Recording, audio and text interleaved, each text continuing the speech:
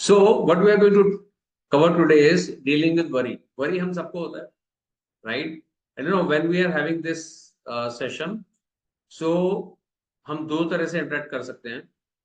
One is you can send the message on chat. Second is unmute करके आप बोल सकते हैं, बातचीत कर सकते हैं. और आपका कोई question हो, you can raise your hand, right? So today's topic is dealing with worry. And we are going to give you tools, and we are also going to do the exercise on how to get free from worry.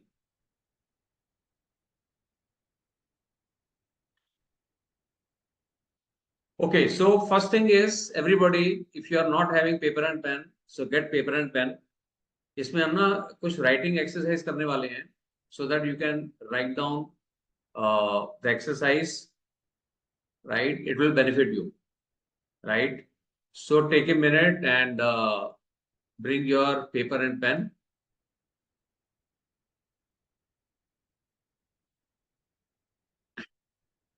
Right.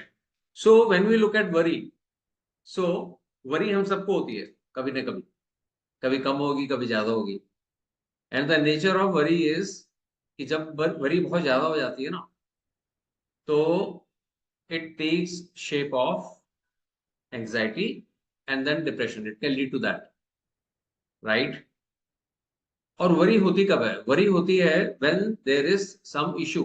कोई हमारे लिए कोई area है life का, कोई issue है, कोई challenge है, और हमको ना उसका सोल्यूशन दिखता नहीं है, राइट? जब सोल्यूशन नहीं दिखता, हम कंटिन्यूस उसके बारे में सोचते रहते हैं, right?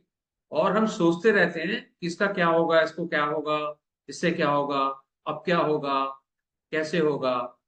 when ongoingly we get engaged in those thoughts, we call it worry, चिंता, राइट? और अब जो हम वरी के एरियाज एक्सप्लोर करने वाले हैं वो क्या है? वरी हो सकता है हमारे बिजनेस में, जो भी हम बिजनेस करते हैं या हम जॉब करते हैं या कोई भी हम और काम करते हैं, right? You can B freelancer. Freelancer आप हो सकते हो, आप बिजनेस ओनर हो सकते हो, you might be doing job, और you can be business leader, right? तो आपके वर्क रिलेटेड कोई चैलेंज हो सकता है, कोई वरी हो सकता है. Maybe you are having some business partnership, वो बिजनेस पार्टनरशिप ठीक से नहीं चल रही, आपके पार्टनर के साथ अच्छे से नहीं चल रहा. Maybe you are working somewhere, तो आपके जो मैनेजर हैं, आपके मैनेजर के साथ आपकी रिलेशनशिप अच्छी नहीं चल रही, right? Maybe there is a sense of insecurity, insecurity of job, insecurity of business, insecurity of income, कुछ भी हो सकता है, right? When we look at health, god forbid अगर हेल्थ का कोई इश्यू हो और उसमें दिख रहा हो कि ये हेल्थ का इश्यू है, अभी सॉल्व नहीं हो रहा या लंबा हो रहा है, that can be a reason for worry. और other area is relationships. Relationship area में हो सकता है कुछ रिलेशनशिप हो जो ठीक से काम नहीं कर रहे हो. It can be husband and wife, it can be father and son, it can be any other relationship, right? कुछ रिलेशनशिप बहुत अच्छे से चल रहे हैं और कुछ रिलेशनशिप वैसे नहीं चल रहे जैसे आप चाहते हैं, right? So relationship can be one area.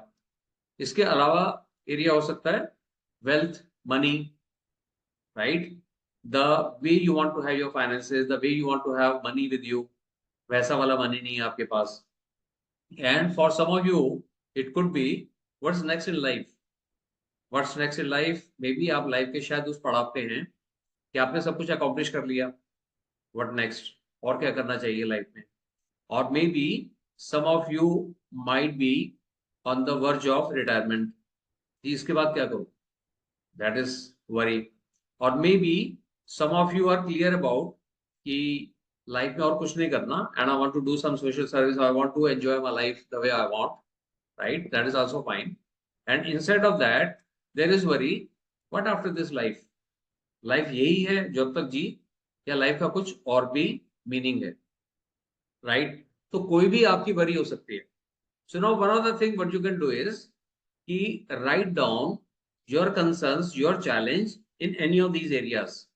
जो आपको ये स्क्रीन पे देख रहे हैं areas, you can pick up any area, right. और इसके अलावा कोई और एरिया आपके सामने आता है, उसको भी आप लिख सकते हैं जिसके बारे में आप चिंतित हैं, राइट। तो जब आप उसको लिखेंगे तो विल वर्क ऑन दैट कि how to get free from that, उसको प्रैक्टिकली अप्लाई करेंगे। तो this session is not about giving you some knowledge या स्किल कि इसको आप बाद में यूज करें।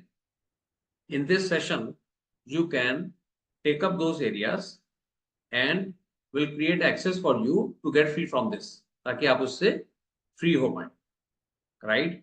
सो take a minute and keep writing. And in the meanwhile अगर किसी का कोई सवाल हो, किसी का कोई क्वेश्चन हो, right, you can put in the chat box या अनम्यूट करके आप पूछ सकते हैं।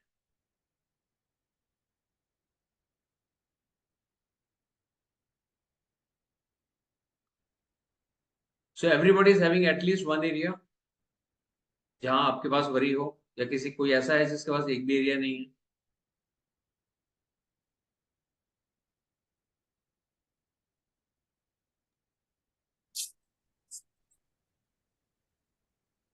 So I think everybody might have written at least one area. One area आपने लिख लिया होगा, right? Which is giving you worry. और इसमें बाद में भी आप इसमें ऐड कर सकते हैं। So अगर आप देखेंगे जो हमारे वरी के एरियाज होते हैं, सोर्सेज होते हैं वरी के, वो कौन कौन से होते हैं? वो होते हैं अनफुलफिल्ड गोल्स। मेरे कुछ गोल थे, वो गोल मेरे पूरे नहीं हुए, या दिख रहा है कि पूरे होते हुए नहीं होंगे शायद, राइट। उसमें अनसर्टेनिटी मुझे दिखाई दे रही है। So keep exploring and keep writing. तो राइटिंग के लिए हम आगे भी आपको टाइम देंगे। नाउ सेकंड हो सकता है अनफुलफिल्ड एस्पायरेशंस। आपकी कुछ इच्छाएं हैं जो कि अनफुलफिल्ड हैं, राइट। वहां से आपको वरी आ सकती है। Then unexpected events. लाइफ सब बढ़िया चल रही थी बट अचानक कुछ ऐसा हुआ अनएक्सपेक्टेड, एंड दोस इवेंट्स, वो हालात आपको वरी दे रहे हैं।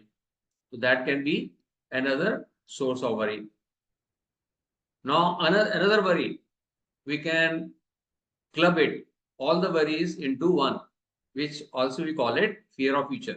अगर आप देखेंगे जो भी हमारी worries होती है ना, सारी फ्यूचर से बिलोंग करती है, राइट। जो भी हमें वरी होती है वो हमारी फ्यूचर की होती है कि अब क्या होगा, आगे क्या होगा, राइट। नाउ अब आप ये देखिए कि जो भी आपने वरीज देखी, जो आपने वरीज कुछ नोट भी की अपने पास, what is the impact of that worry? उस वरी करने का आपके ऊपर असर क्या है? आपके बिजनेस पे उसका असर क्या है? आपके काम करने में उसका असर क्या है? जब आपका बिजनेस वैसा नहीं चल रहा जैसा आप चाहते हैं, या करियर वैसा नहीं चल रहा, या करियर एरियाज में वैसी चीजें नहीं हो रही, what is the impact of that? जब आप वरीड होते हैं, इसका और असर क्या होता है?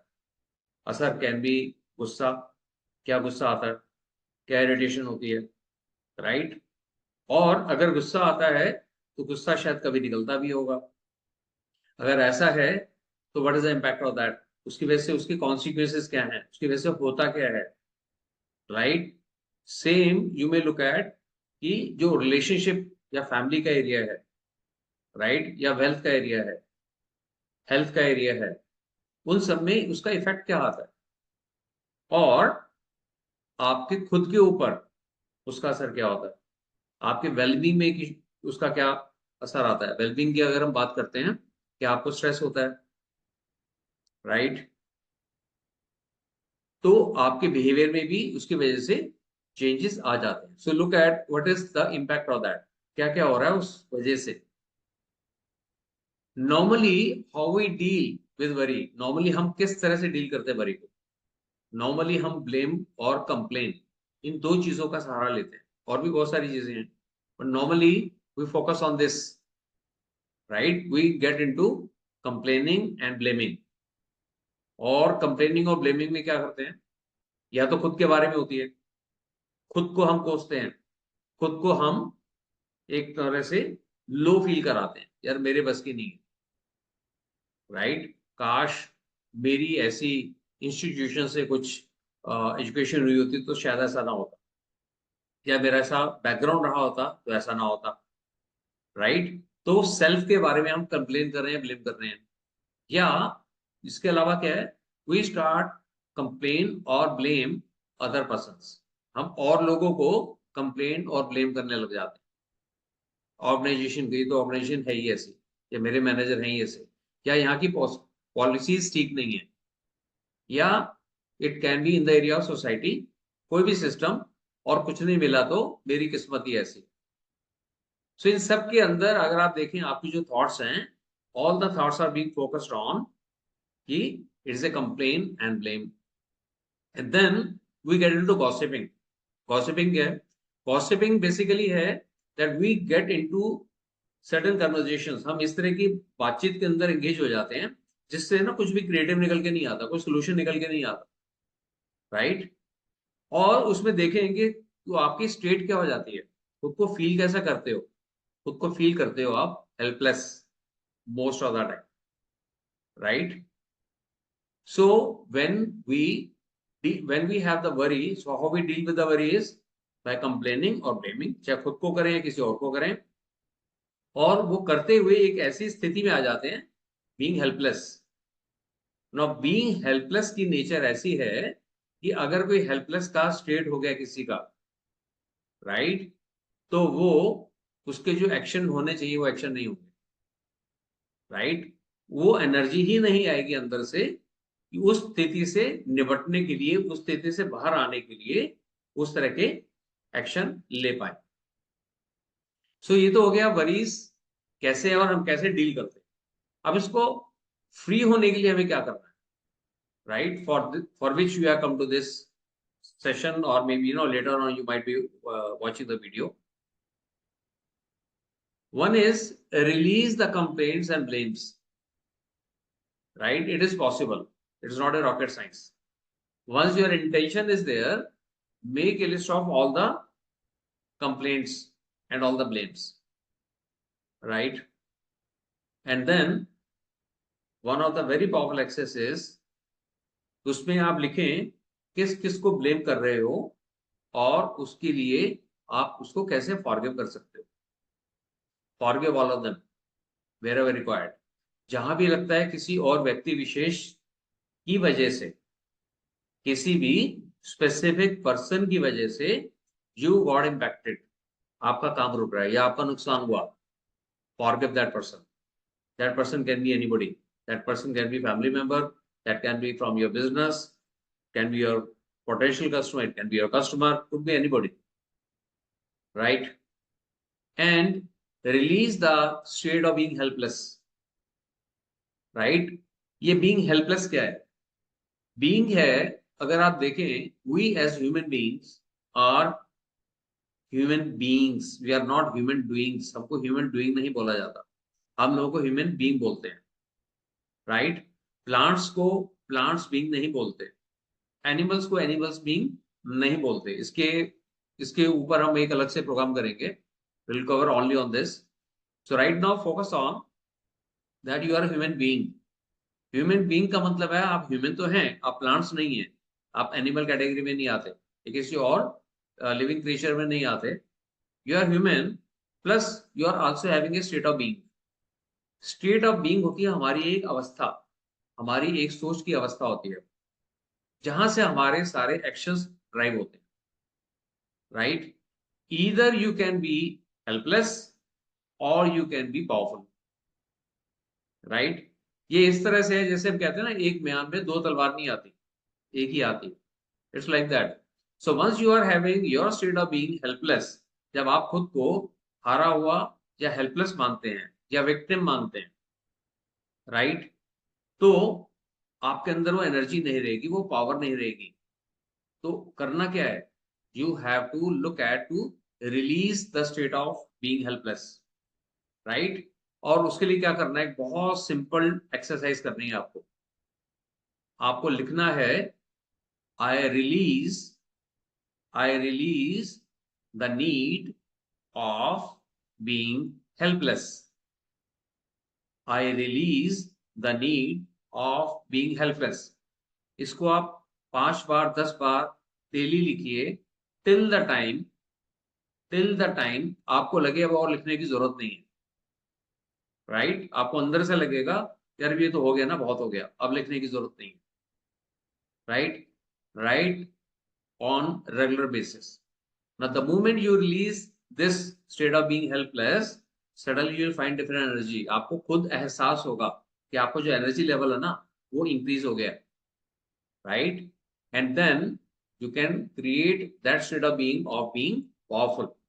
तो उसके लिए एक और स्टेटमेंट आप लिख सकते हैं, इसको हम एफर्मेशन स्टेटमेंट भी कहते हैं. Write down, I have decided to be powerful. I have decided to be powerful. Write this on daily basis. You know, one of my coaching participant is having his own startup. I coached him, I think, around 10 years back, right? 10 or 11 years back. तब मैंने उनको कुछ एक statement दी थी लिखने के लिए और एक मेथड बताया कि अलग अलग स्टेटमेंट आप कैसे लिख सकते हो, खुद कैसे जनरेट कर सकते हो, राइट? और I'm amazed to know that still even as on date he is using that method. आज भी वो use कर रहे हैं and he is highly successful, right? So by writing these statements, you are sending message to your subconscious mind, right? और अगर आप इसे डीपर लेवल पे देखोगे, ये सारे हमारे थॉट्स हैं और हर थॉट की एक एनर्जी है. जैसे थॉट्स आपके माइंड में रहेंगे उसी तरह की एनर्जी रहेगी, उसी तरह के आपके एक्शंस होंगे, उसी तरह की चीजें आपके आसपास होंगी, right? So with this simple method you alter the things in your life for by getting free from all this whatever you do not want, right? So the moment you get into a space of being powerful, right, then take one more statement, take charge of your life, which is write down, I have decided to take charge of my life. I have decided to take charge of my life. ये आप daily इसको लिखिए, right? इसके साथ साथ do one more exercise. जो भी अभी आपने स्टेटमेंट्स लिखी, टेक दो statements and stand in front of mirror. जो भी आपके घर में आईना होगा, जो भी आपके घर में मिरर होगा, उसके सामने खड़े हो जाइए and have a eye contact in that mirror. जो भी मिरर में आप ही की जो प्रतिबिंब आ रहा है, look at in the eyes of that person and से दी स्टेटमेंट्स लाउडली. लाउडली बोलना है, जोर से बोलना है, जैसे आप चिल्ला के बोल रहे हैं. सर ये रिपीट करिए ना लास्ट वाला. I have decided. Right. I have decided to take charge of my life. अभी नॉर्मली हम सारा दिन अपने माइंड में क्या बोलते रहते हैं, यार इसकी वजह से मेरा ये ठीक नहीं है, उसकी वजह से मेरा ठीक नहीं है, जो भी हमने इस सेशन के शुरू में बातचीत की. सो थ्रू आउट डे और खासकर से जब हम गॉसिप में एंगेज होते हैं, लोगों को अपनी प्रॉब्लम बताना शुरू कर देते हैं. प्रॉब्लम ही बताते हैं, सोल्यूशन नहीं मांग रहे होते, या सोल्यूशन ढूंढने के लिए हम बात नहीं कर रहे होते. Hardly we do. जो लोग कर लेते हैं तो उन प्रॉब्लम से बाहर ही निकल जाते हैं. So when you keep on repeating your problem with anybody, और खुद ही सोच सोच के आप रिपीट करते रहते हैं, तो उसको अल्टर करने, then you are not taking charge of your life. तो आप वीक हो गए, हेल्पलेस हो गए. उसको अल्टर करने के लिए the statement is I have decided to take charge of my life, right? आप इसको लिखिए और इसके बाद आप मिरर में आई कांटेक्ट बनाते हुए look at the person in the mirror and से ऑल दी स्टेटमेंट्स. ये जो सारी एफर्मेशन स्टेटमेंट्स हैं, से ऑल दी स्टेटमेंट्स लाउडली, जोर से, राइट? जोर से की आवाज बाहर तक आए आपकी. It will recharge your self, it will regenerate your energy. तो जो एक negative message through out day आप इतने समय से देते रहे हैं, इसको रिवर्स किया जा रहा है एक सिंपल प्रोसेस के माध्यम से, right? So anybody any question up till now? Great. So now once you have taken charge of your life, जब आपने चार्ज ले लिया अपनी जिंदगी का, राइट? चार्ज मतलब एक आपको एहसास होगा, यस यार अभी मुझे क्या करना है मैं देखता हूँ, ये तो हो गया ना, चलो आगे बढ़ते हैं. That kind of experience, that kind of inspiration you will get within yourself. उसके बाद क्या है, you have to plan the actions अभी ये समस्या तो वहीं के वहीं है, मुझे जॉब का एरिया सॉल्व करना है, मुझे बिजनेस का एरिया सॉल्व करना है, या मुझे रिलेशनशिप का एरिया सॉल्व करना है, क्योंकि वहां मैं कंफर्टेबल नहीं हूँ। अब कुछ सॉल्व करने के लिए कुछ तो करना पड़ेगा ना, सोचने से तो सिर्फ होगा नहीं। Then you need to plan those actions to resolve वो जो भी आपके अनवर्केबल एरियाज, राइट? उसके लिए क्या करना है, let's get to the next step. तो सबसे पहले आपको क्या करना है, you have to prepare your action list. तो हम लिस्ट बनाने की बात क्यों कर रहे हैं, ये नॉर्मली हर सेशन में मैं दोबारा क्रिएट करता हूँ, कई लोग for the first time they are joining this. When you write on paper, then your conscious mind gets bypassed, subconsciously you get connected. इसको हम थिंकिंग ऑन पेपर भी कहते हैं, राइट?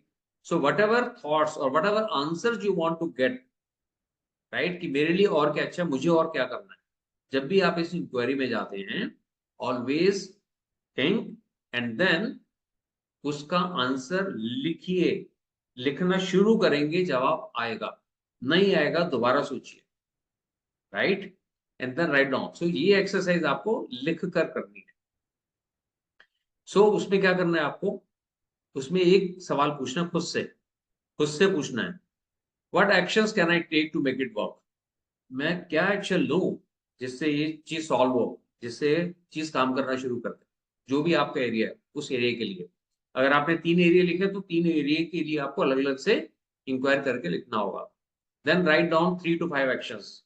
शायद हो सकता है किसी प्रॉब्लम के लिए आपको बहुत बड़ा ऐसा कोई क्लैरिटी मिल जाए, ऐसा ब्रेक थ्रू हो जाए, अरे एक ये एक्शन तो मैंने सोचा ही नहीं, आई टेक दिस एक्शन, ये तो सॉल्व हो जाएगा।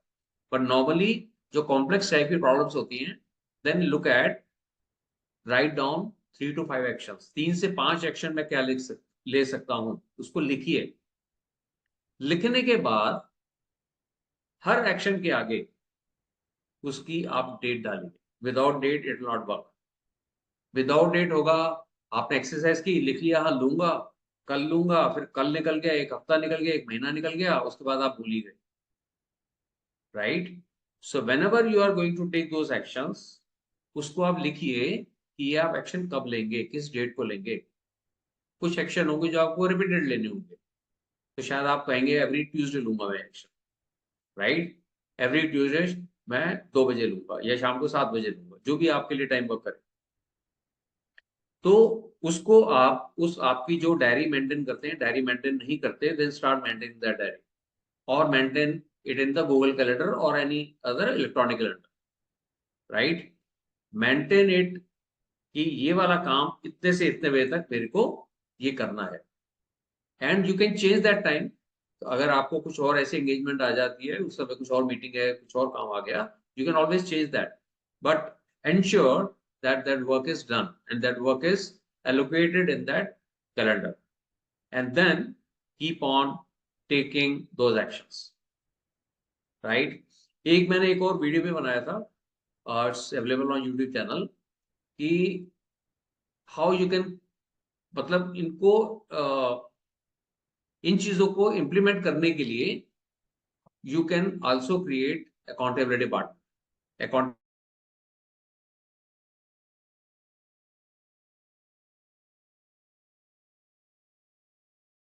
पार्टनर का मतलब आइडेंटिफाई समवन जो इसी तरह की, उनको बोलो कि ये मैं कर रहा हूं, इस तरह से आप भी करो, और हैव ए वीकली कॉल और डेली कॉल, कि वो आप एक दूसरे को सपोर्ट करें, चेक करें कि आप एक्शन ले रहे हैं नहीं ले रहे। It works very, right?